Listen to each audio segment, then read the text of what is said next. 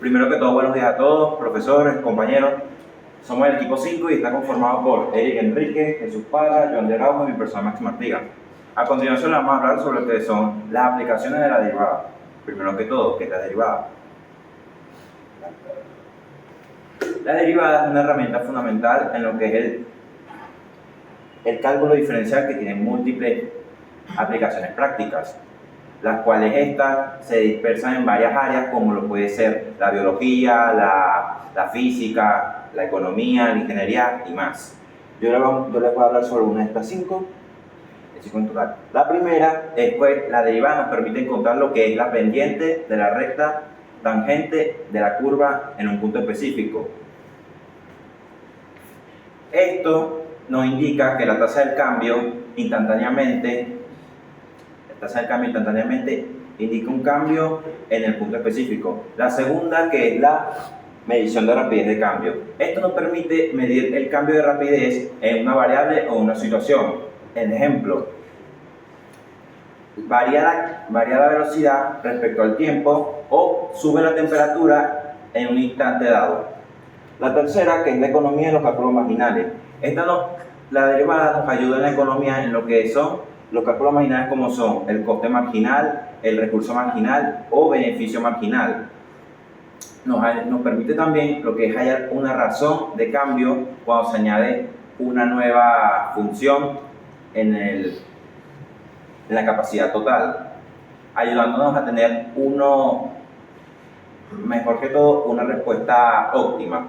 Está la optimización, que son con los mínimos y máximos de funciones, lo cual es clave para optimizar los recursos, minimizar costes o maximizar beneficios dependiendo de su contexto. Y por último, el modelo de predicción. En ingeniería y en la ciencia, la derivada nos ayuda a lo que es modelar los fenómenos naturales y tecnológicos. Es decir, que nos ayuda a predecir cambios de clima, situaciones, gracias a la tasa de cambio, dando así que la derivada, más allá de ser una herramienta matemática de geometría, nos ayuda a entender y gestionar lo que son en diferentes campos, como dije anteriormente: economía, ingeniería, biología, economía y más. Bueno, por otro lado, podríamos hablar, Eric Enríquez, de los números críticos. Cuando nos referimos a los números críticos, hablamos de valores donde la derivada de x se anula o esta es igual a 0. Por lo que, siempre y cuando la función esté definida en ese punto. En los números críticos encontramos valores en los cuales la función puede tener máximos locales, los cuales son el punto más alto dentro del gráfico, los mínimos locales, los cuales son los puntos más bajos dentro del gráfico, y los puntos de inflexión o estacionarios, que es donde la pendiente no cambia su sentido. Iríamos con un breve ejemplo para poder calcular los números críticos. Tenemos esta sencilla función. Como primer paso, lo que haríamos sería derivarla. Este sería el resultado, y luego de esto igualarlas a 0. ¿Por qué igualarlas a 0? Porque encontramos los números críticos donde la derivada es igual a 0. También tendríamos que sacar un factor común, y de ahí obtendremos los puntos críticos, en los cuales sería x es igual a 0 y x es igual a 2. Estos, al momento de graficarlos, nos pueden dar y ayudar a encontrarle sentido a la gráfica, encontrando sus puntos máximos y sus puntos mínimos. Seguimos con los intervalos de monotonía, los cuales nos sirven para encontrar dónde la función crece o decrece según el signo de la derivada. Es muy sencillo de entender. Si la función es mayor a 0, la función crece, y si la función es menor a 0, la función decrece. Encontramos un pequeño ejemplo en el cual tenemos tres puntos, en el cual el máximo de menos 2, la función va creciendo, viene desde menos infinito hasta menos 1 y llega a su punto máximo. Luego la función decrece y llega hasta 2, para volver a subir y obtener su máximo en 4 y 1. Estos puntos nos sirven para entender cómo funcionan los intervalos y entender el comportamiento y los cambios en la gráfica. Yo les voy a hablar sobre los extremos locales. Los extremos locales son puntos que están en el dominio de una función donde esto puede llegar a tener un valor más alto o más bajo. Y esto puede llegar a coincidir con los puntos críticos que están en la función. Un ejemplo de esto es esta función que está acá, que para resolverla primero hay que derivarla, que de esta función pasaría a 4x menos 4. Después de eso se iguala esta función a 0 para ya, digamos, el valor de x, que se va resolviendo y al final dará 1. Entonces, al igualar a x igual a 1, se cambia el valor de x en la función, pero sin derivarla. Que se cambia todo el valor de la x por 1, se resuelve y al final daría 3. Entonces tendríamos que x valdría 1 y y valdría 3. Para después hallar los extremos locales, porque este sería nuestro punto crítico, como pueden ver acá. Para hallar, para saber si es creciente o decreciente, se iguala en función de que si en los números que van desde la izquierda y derecha a partir de la x. En este caso se iguala el valor de x a 0 en la función derivada y se resuelve, y terminará siendo menos 4.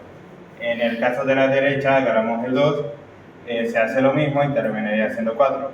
Acá tomamos como referencia los signos, que este es negativo y este positivo. Si es negativo, la parte de la izquierda sería decreciente, o sea que iría hacia abajo. Y la parte de arriba, y la parte de la derecha iría hacia arriba, o sea que es decreciente. Entonces esto sería nuestro mínimo por parte del punto crítico, teniendo en referencia el punto crítico que va a cambiar. La concavidad se refiere a la forma que va a tener la gráfica de una función, que la función va a ser cóncava hacia abajo si va a ser cóncava hacia abajo si está por debajo de la recta tangente, y va a ser cóncava hacia arriba si está por encima de la recta tangente. Esta nos ayuda a entender la forma y el comportamiento de la función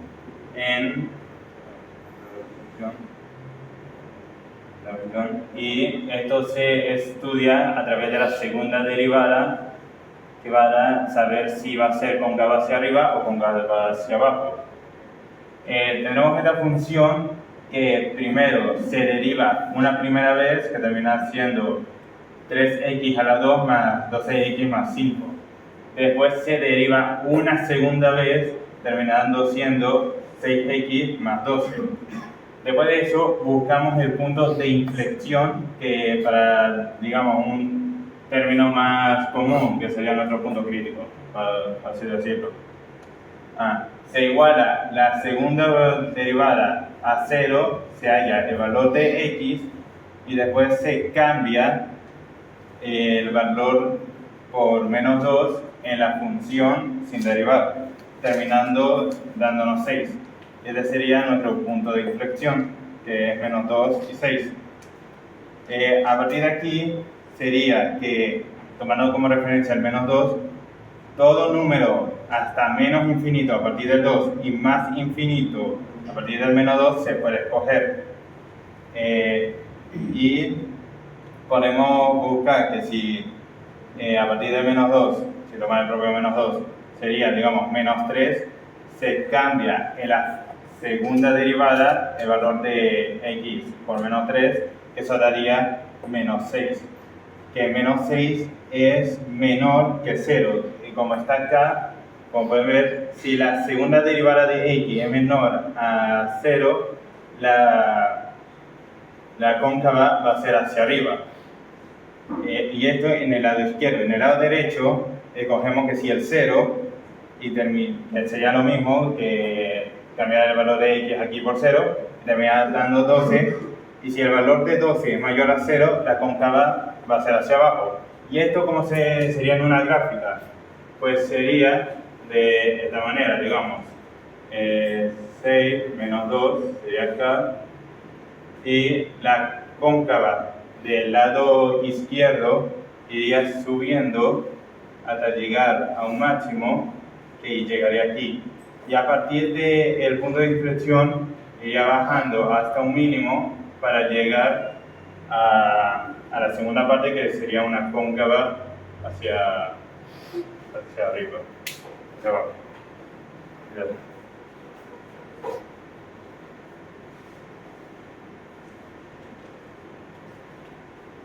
Muy bien, buenos días. Mi nombre es Joan Andrés Araujo y yo les voy a hablar acerca de los puntos de inflexión. Para empezar, ¿qué son esos llamados puntos de inflexión? Los puntos de inflexión de una función son aquellos puntos en los cuales se encuentran en una gráfica de una función y nos permite ver el comportamiento de la concavidad. ¿Qué quiere decir eso? Que va desde un punto cóncavo a convexo. El término que hemos estado utilizando ha sido creciente a decreciente, pero también lo podríamos llamar cóncavo a convexo o viceversa. ¿Qué quiere decir eso?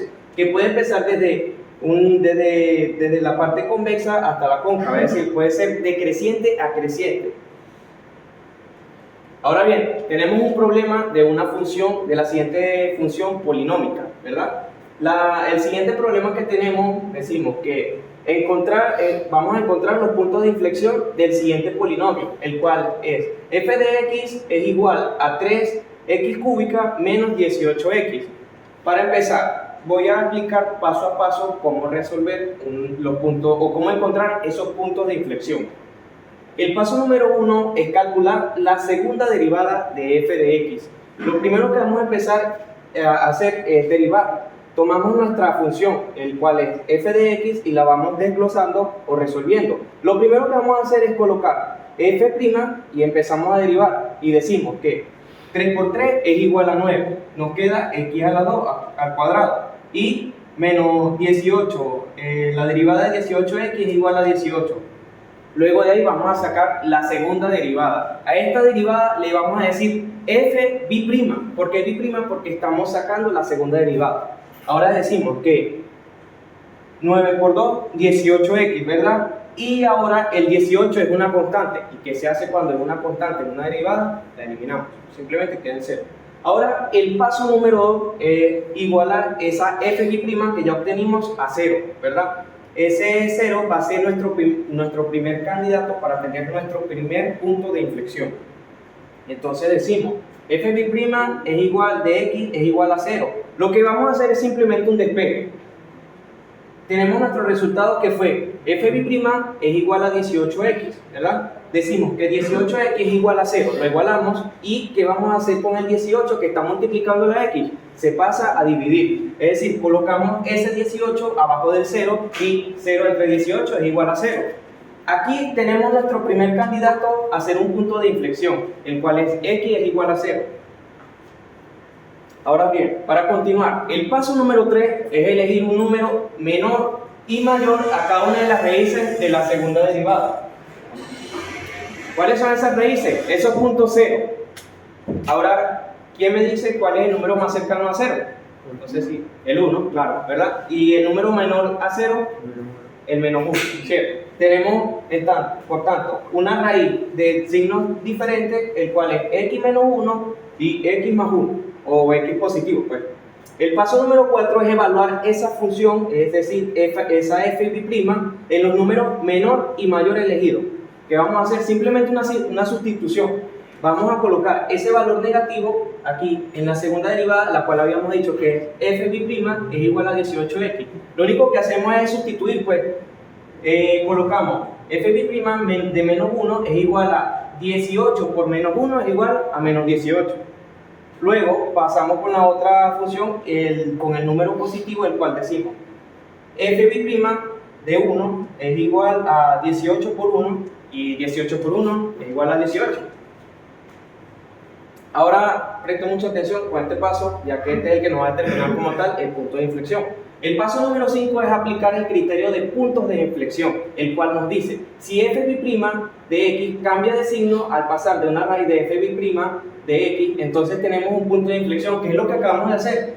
Buscamos nuestro número negativo y positivo más cercanos al 0, que es y recordemos que x es igual a 0, que es el cual es el punto de inflexión.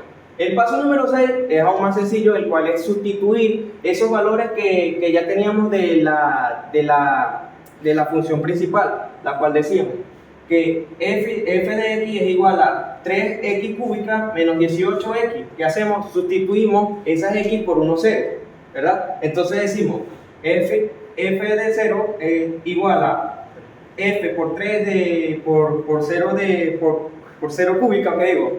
0 elevado a la 3, 0 elevado a la 3 es igual a 0, y 3 por 0, 0, menos 18 por 0 es igual a 0. Entonces, del primer punto que obtuvimos, que el cual era 0, y del segundo, ya tenemos 2 puntos de inflexión, lo cual lo podemos decir que son nuestras coordenadas, ¿verdad? Ok, ahora, ¿cómo hacemos para graficar una función polinómica? Lo primero que tenemos que hacer es tener esas raíces o esos resultados ya obtenidos de nuestra función desglosada, ¿verdad? Es decir, que nosotros podemos solucionar, es verdad, podemos encontrar esos puntos cero o nuestras coordenadas en una función y las podemos ubicar en el eje X. Ajá, pero ¿cómo hago yo para saber cómo es el comportamiento de esa gráfica? O sea, yo no puedo saber si esa gráfica empieza por acá, empieza por arriba, o si tiene un punto de caída o un punto de subida, ¿me entiendes? Para eso vamos a hacer uso de una tabla de valores adicionales, a lo cual también le podemos decir tabla práctica. Yendo al ejemplo, yo tomé un ejemplo bastante curioso, vamos a decirlo así, de una función de un trinomio, ¿verdad? Ya esta es la función factorizada, nos quedó como un polinomio, pues. Entonces decimos que la P de x es igual a x, entre paréntesis 4, adiós, x más 4 por x menos 2. ¿Qué vamos a hacer? Vamos a tomar estos valores y los vamos a igualar o despejar, según el caso. X es igual a 0. Y ahora bien, tenemos x más 4, lo único que vamos a hacer es despejar. Si el 4 está sumando, pasamos al otro lado a restar. Y tenemos un 4 negativo.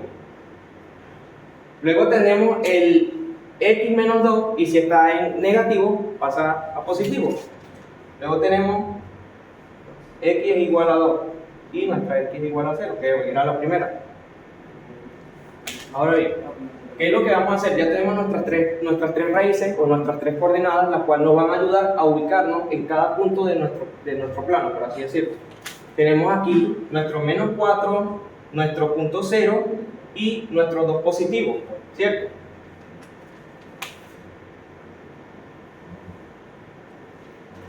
Ahora vamos a hacer uso de la tabla, la cual, como sabemos, cuando hablamos del eje X, hablamos del plano horizontal, y cuando hacemos uso del eje Y es el plano vertical. Lo único que vamos a hacer es ubicar nuestros puntos, que ya había dicho que era el menos 4, el 0 y el 2 positivo. Vamos a empezar a tomar los números desde este punto de la izquierda, que en este caso sería su izquierda, hasta la derecha, hasta acá. El número menor o el más cerca de menos 4 es menos 5. Vamos a elegir ese menos 5 y lo vamos a colocar en nuestra tabla en la parte X, es decir, en la parte horizontal. Luego pasamos a nuestro siguiente raíz, que es el 0. ¿Y cuál es el número intermedio entre menos 4 y 0? Menos 2. Elegimos el menos 2 y luego el número más cercano entre 2 y 1, entre 0 y 2 es 1. Luego de eso, el número más cercano al 2 es el 3. Y ya ahí ya tendríamos nuestra tabla de los valores en X.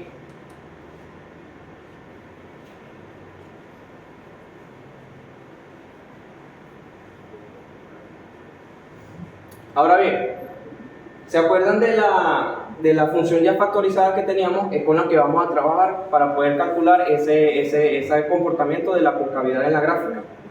Lo único que vamos a hacer es una sustitución de valores. Ya tenemos el menos 5, el menos 2, el 1 y el 3 en el eje X, ¿verdad? Lo único que vamos a hacer es sustituir los valores de X por el menos 5 para calcular el primer comportamiento de la gráfica desde el lado negativo. Lo único que vamos a hacer es sustituimos el menos 5 en donde está la X y decimos que primero vamos a solucionar lo que está entre paréntesis. Menos 4 más 1 es igual a menos 1 negativo, que digo. Y luego, menos 5 más 2 es igual a menos 3 negativo. Y multiplicamos. 5 menos 1 es igual a 5 positivo. Y 5 por 3 negativo es igual a 15 negativo. Y así vamos sucesivamente, pues. O sea, ya tenemos nuestro primer valor en Y y lo colocamos aquí en nuestra tabla. Es igual a menos 15. Luego con el menos 2 lo vamos a sustituir también igual con la fórmula, pues. Entonces decimos, solucionamos primero lo que está entre paréntesis y decimos menos 2 más 4 es igual a 2 positivo y menos 2 es igual a menos 4 negativo. Entonces ahí empezamos a multiplicar. Menos 2 por 2 positivo es igual a menos 4. Y menos 4 es igual a 16 positivo y volvemos a colocar nuestro valor en la tabla de los valores, pues, en el lado Y que estamos calculando. Luego de eso ya ahí terminamos de calcular nuestros valores con lo que sería la sustitución, por ejemplo, del 1. Colocamos entonces 1 más 4 es igual a 5 y 1 menos 2 igual a menos 1. Entonces multiplicamos 1 por 5, 5 y 5 por menos 1 es igual a menos 5. Ya tendríamos nuestro penúltimo valor en la tabla de los valores Y. Y por último calculamos nuestro último valor. Sustituimos, agarramos el último valor de la tabla X y lo colocamos en nuestra función. Decíamos que 3 más 4 es igual a 7 y 3 menos 2 es igual a 1. Multiplicamos 3 por 7 y 21. Y 21 por 1 es igual a 21. Ya para finalizar, tendríamos nuestra tabla de valores ya completa, ¿verdad? ¿Qué vamos a hacer ahora? Vamos a colocar unos puntos que nos van a servir de referencia para así poder trazar nuestra curva, ¿verdad?